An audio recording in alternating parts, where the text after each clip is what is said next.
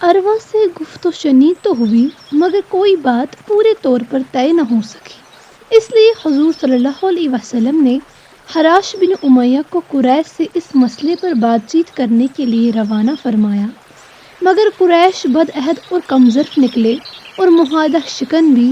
سفیروں اور ایلچیوں کا اس دور جاہلیت میں بھی احترام کیا جاتا تھا، لیکن یہ حالات و خبل کے پجاری تھے، خدا ناشناس، نامنصف، ظالم اور چھچھورے بھی۔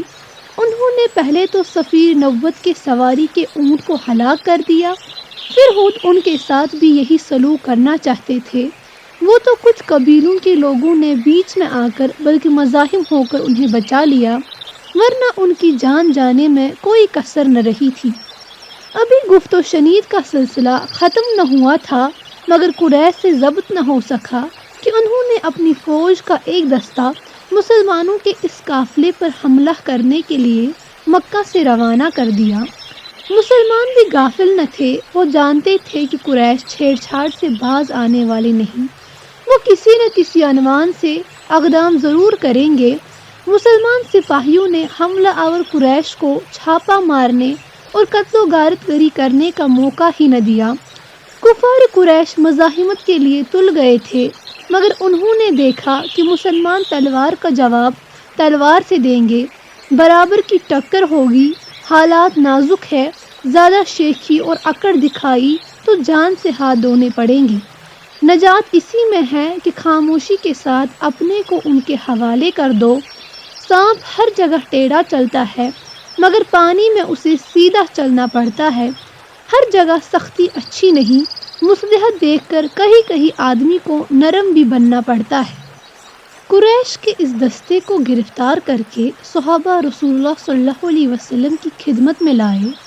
کفار سمجھ رہے تھے کہ آج جان کی خیر نہیں، یہی جنگ میں ان کی گردنیں اڑا دی جائے گی۔ حملہ آور دشمنوں کے ساتھ ایسا ہی سلوک کیا جاتا ہے، مگر رحمت عالم صلی اللہ علیہ وسلم نے ان کو معاف کر دیا بلکہ رہا فرما دیا۔ رسول اللہ صلی اللہ علیہ وسلم اور آپ صلی اللہ علیہ وسلم کے صحابہ تو حج کی نیت سے آئے تھے، چھیڑ چھاڑ، لڑائی اور کسی قسم کا ٹکراؤ ان کا مقصد ہی نہ تھا۔ وہ صلح اور امن چاہتے تھے اور اسی کے لیے آپ صلی اللہ علیہ وسلم نے حضرت عثمان بن عفان رضی اللہ تعالیٰ عنہ کو قریش سے صلح کی بات چیت کرنے کے لیے مکہ روانہ کیا۔ سعید کے بیٹے ابان مکہ میں تھے، حضرت عثمان کی ان سے قرابت تھی۔ سعید بن ابان کی حمایت میں حضرت عثمان رضی اللہ تعالیٰ عنہ مکہ پہنچے اور کفار قریش کو رسول اللہ صلی اللہ علیہ وسلم کا پیغام پہنچایا۔ جب ایک پیام صنادید قریش تک اسلام کے سفیر اور ایلچی نے پہنچایا تھا تو اس کا جواب دینا ضروری تھا، اس پر گفتگو کرنی تھی تاکہ مسئلہ واضح ہو جاتا، مگر انہوں نے ایسا کرنے کی بجائے حضرت عثمان رضی اللہ تعالیٰ عنہ کو نظر بند کر دیا۔ یہ دنیا بھی عجیب ہے کہ یہاں کہیں واقع ہوتا کچھ ہے اور بہت سے واسطوں سے دوسری جگہ پہنچتے پہنچتے اس کی نوعیت کچھ ہو جاتی ہے۔ لوگ زیب داستان کے لیے بھی اپنی طرف سے اضافے کر دیا کرتے ہیں۔ خبروں کی اصلیت اور واقعہ کی نوعیت پر اس اضافہ و ترمیم نے حالات کو بڑا نازک بنا دیا ہے۔ حضرت عثمان رضی اللہ تعالیٰ عنہ کی نظر بندی کا واقعہ بھی اس خبر کے ساتھ مشہور ہو گیا کہ وہ قتل کر ڈالے گئے۔ حضور صلی اللہ علیہ وسلم کو اس واقعے کی اطلاع ملی تو آپ صلی اللہ علیہ وسلم نے زبان مبارک سے ارشاد فرمایا کہ عثمان رضی اللہ تعالیٰ عنہ کے خون کا قصاص لینا فرض ہے۔ پھر آپ صلی اللہ علیہ وسلم نے صحابہ کو جمع کیا، آن کی آن میں پروانے شمع نبوت کے ارد گرد جمع ہو گئے۔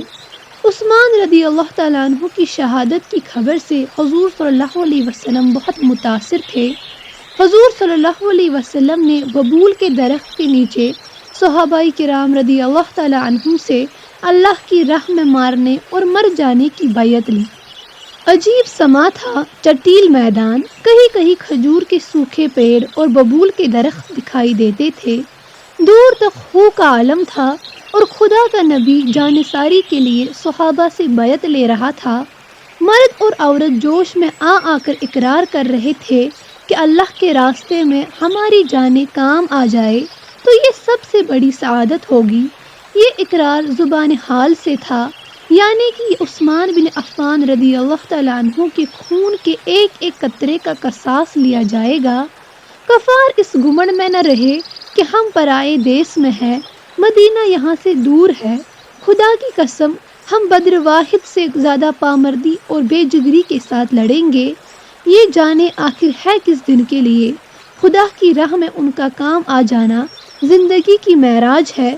تاریخ میں یہ بیت الرضوان کے نام سے مشہور ہے، مگر بعد میں جا کر اس خبر کی اصلیت کا پتہ چل گیا کہ اطلاع غلط تھی۔ حضرت عثمان رضی اللہ تعالیٰ عنہ شہید نہیں ہوئے، کافروں کے یہاں نظر بند ہے۔